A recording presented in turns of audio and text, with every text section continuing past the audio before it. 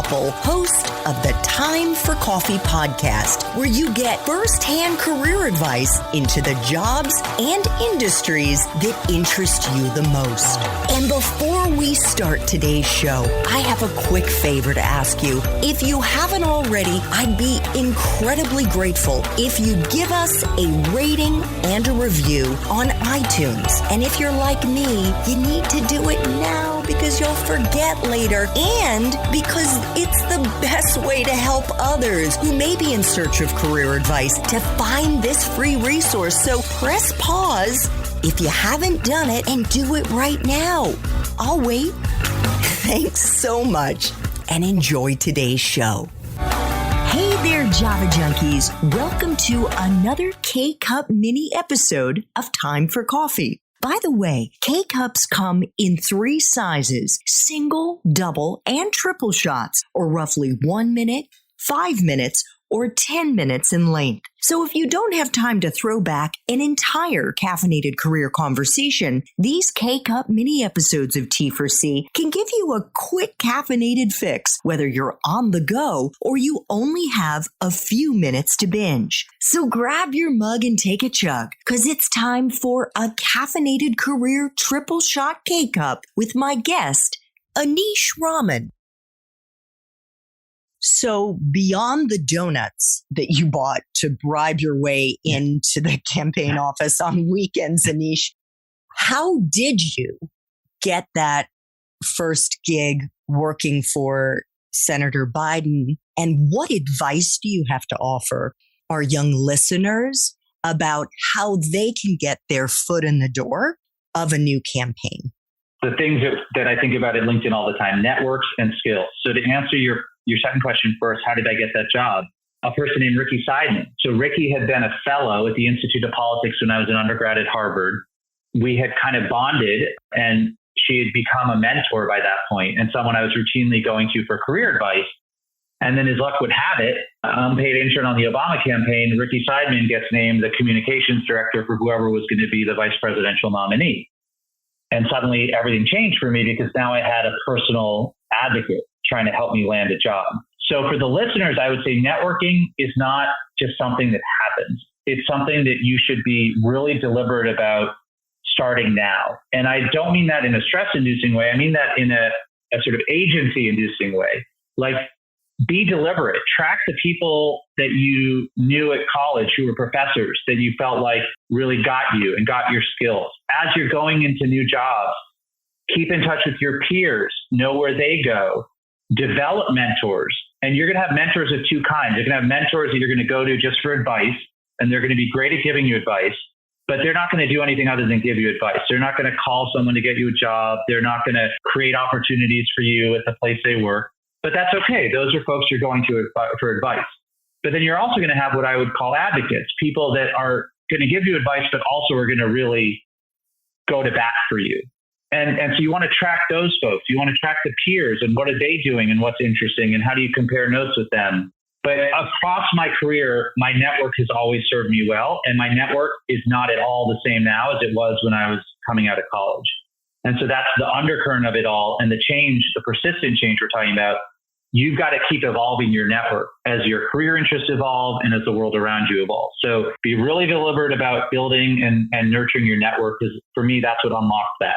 Now, the second part is skills. As you were saying at the beginning, explanatory storytelling. You didn't know that was a thing. I didn't know that was a thing until this job at LinkedIn, where people started telling me that's what I did. And then I said, oh, actually, if I go back and look at everything, it was that. And transitioning to speechwriting was the first time I was really forced to think about skill sets. So until then, job, title, years in job and title. Bangkok correspondent to Middle East correspondent to White House correspondent. Now I can figure out what to do with what I did in this new world of politics in a campaign.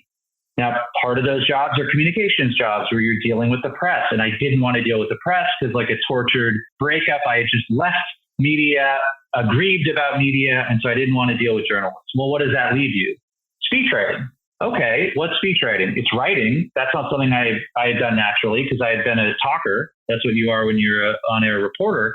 But it's still storytelling. It still has the beginning, middle, and end. It's still rallying people towards some awareness or action. And so I started doing it, and I started really liking it. And that then became who I was across the administration and how I got the White House job. I will also say that until the last day of that White House job, I found speechwriting to be emotionally crippling. I am someone prone to thinking a lot about stuff, overthinking stuff, sitting in an office, staring at a blank screen, not knowing where to start with a voice that isn't even yours. It's the person you're writing for. That never got easy, but it did get more fun and it got more familial. And over time, I've come to identify myself as a writer in a way I never would have prior to speechwriting. But to go back to your question in that moment, it was networks and it was looking at the world through a skills mindset, not a job title mindset. Could you unpack that just a little bit, Aneesh, and either tie it to, I guess, your second gig within the Obama administration, working for Treasury Secretary Tim Geithner as his speechwriter? How you, as somebody who had never really been a speechwriter, managed to both adopt the voice of the person for whom you were writing, but also write about subjects. In the case of the 2009 Great Recession, presumably you knew something about the economy, but you were no expert. So how did you do that? How did you cut through all the jargon and the complexities of what you were writing about to do that job? Were you reading a lot of books? Were you reading speeches? Were you talking to other speechwriters? How did you do it?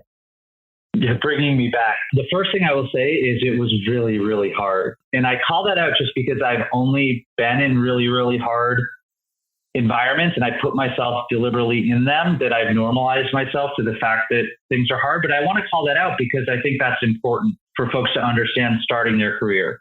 David Axelrod, who's kind of the messaging guru of the Obama campaign, gave President Obama a plaque after healthcare passed, after Obamacare passed. And it was something he had said during one of these meetings where everyone was just complaining about how difficult it was to get Congress to support this, how difficult it was to land the messaging around why this mattered with the public.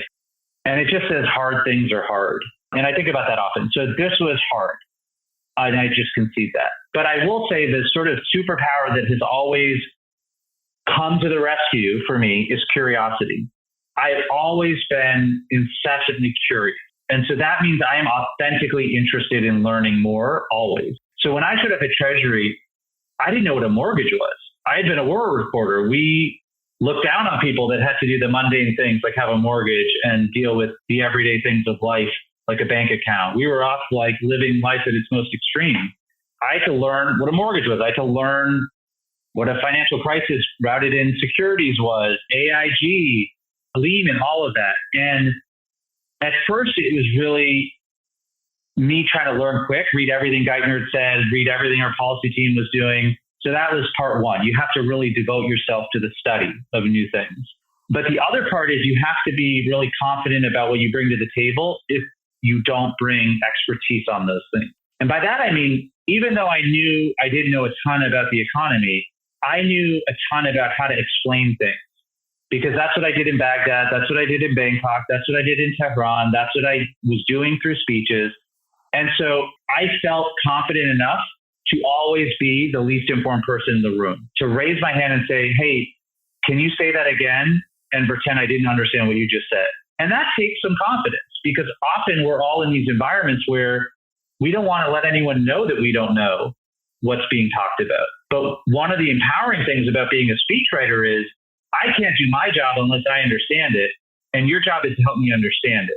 And that unlocked for me a way to take my curiosity, marry it with some confidence, and then be able to both learn new things, but contribute old insights. And I do think, and I'm really proud of some of the testimony that Geithner gave there. I'll give you one example. At the time, there was this big scandal about people at AIG getting bonuses, even though AIG is what really cascaded the risk to the global markets. And we were talking about what his testimony was going to look like as he was going to the Hill. And at first people said, let's keep it short. It's really complicated and controversial. Less is more. And he, to his credit, really wanted to let people in. He wanted the world to understand what it was like in September, but when December 2008, when all of this was happening. And so for almost like 3 or 4 hours, me the chief economist for the Treasury Secretary and Treasury Secretary Geithner, just sat in a room while he went methodically through what I called the testimony, 3 days in September. And it goes through all of the different things that policymakers and regulators were wrestling with. And I remember when we delivered that testimony, I forget who, it might have been Elijah Cummings, one of the members of Congress said, and they were all ready to come with their knives out. I mean, this was like a controversy. It was a great moment to lambaste what had happened. And Elijah Cummings said, I read your testimony and I don't know that anything could have been done differently because we just let folks in and we explained it in a way that was simple and human. That was a moment where I was like, oh, I do have something really meaningful to contribute. I might not have a PhD in economics, but I can help those who do explain what's happening in a way that can resonate with people. So it was curiosity, but also unlocking that confidence of what I had to contribute.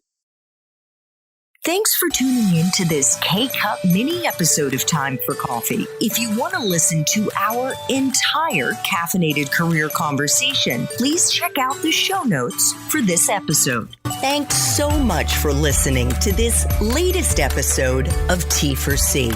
And if you're interested in learning more about my coaching services for confused college students and recent grads, feel free to check out the Time for Coffee website under the coaching tab at time4coffee.org or text me at 202-236-5712. That's 202-236-5712.